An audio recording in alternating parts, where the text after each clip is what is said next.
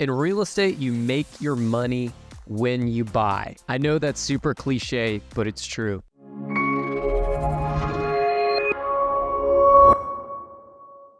Hey guys, it's Brad from probatehouseguy.com. So I am a real estate investor. I specialize in the world of probate and inheritance properties. I actually have a very unique way of obtaining probate and inheritance deals that's quite different than the way most people traditionally obtain probate deals. And I'm actually looking for partners to work with all over the country, both real estate agents and other investors to do deals with. So if you're interested in working together, go to probatehouseguy.com, fill out the form. All right, so let's get to it. You make your money when you buy. And that's absolutely true. I can't tell you how many times I've seen people lose a lot of money because they didn't buy right.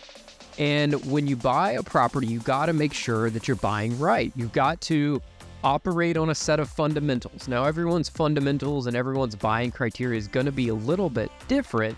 But at the end of the day, if you're flipping a property, you need to make sure you're buying with enough profit margin built in. If you're buying something as a rental, longer-term hold, you need to make sure that that property is either cash flowing, going to cash flow, or has some semblance of making some amount of money, whether that's through appreciation or some other means. But you need to make sure that you are buying properties right. And as you get more experience, your sort of criteria will narrow a little bit. I only buy deals with X, percent margins, X percent this. And the way that you get better at your numbers is you get better at evaluating properties. You get better at seeing the potential in deals.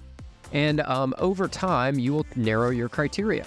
For example, for like a flip property, I have a minimum profit amount. If this property will not net me based off of my underwriting and my numbers, if I won't net more than X amount of money, I won't touch the deal. I won't even do it. Now, sometimes I've had people say, "Oh, well, yeah, but you're throwing money away because you could have made like 15 grand on that deal or whatever." It's like, I could have made 15 grand, but I equally could have lost 15 grand because the numbers could have gone either way. I've been doing this a long time, and I've realized that some of the best deals I've ever done are the deals that I never did. In fact, I was looking at one just the other day that we had made an offer to the seller, and the seller rejected our offer and was messing around for months. We made multiple offers, followed up, blah, blah, blah, blah, blah. Finally, the seller's like, okay, I think I want to go with this. And then all of a sudden, ghosted us again. Turns out he took another offer from another guy. They paid way too much money for this property. Funny thing is I had actually bought a property, not very far from this, literally 2 streets over. So I knew this area very, very well. And in fact, the property that I originally bought was almost identical to this property. And I knew the numbers very, very well. And this other investor bought this property, and they did a crappy rehab job on it. They overpaid for it, and now that house is sitting on the market. They overlisted it for way too much money. They're like $100,000 overpriced on this property. And I got an alert just over the weekend from it. It's still sitting on the market. They've dropped the price now, another $25,000. And I'm doing the math on it. I'm like, yeah, they're losing money on this deal. I can literally see what they paid for it. I know how much they spent on rehab just by looking at the job. I can kind of guesstimate how much they spent on the rehab. They're going to lose money on the deal at this point in time. You need to make sure that when you're buying properties, you're really good at evaluating the ARV, the after repaired value, or what it might appraise for if you're buying a rental.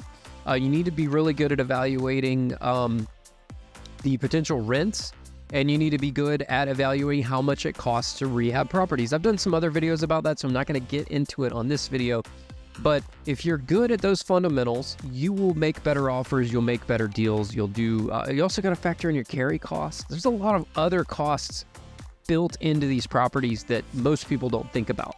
You got to think about your all-in costs in these properties when you're calculating your numbers, and many times experience makes you better at that. So make sure that you're evaluating deals right. Make sure you're being a little conservative. Sometimes I'm probably a little over conservative. At the end of the day, I've only lost money on just a handful of deals here and there. It's sort of kept me safe from that point. Now, could I have thrown some deals away over there? Sure.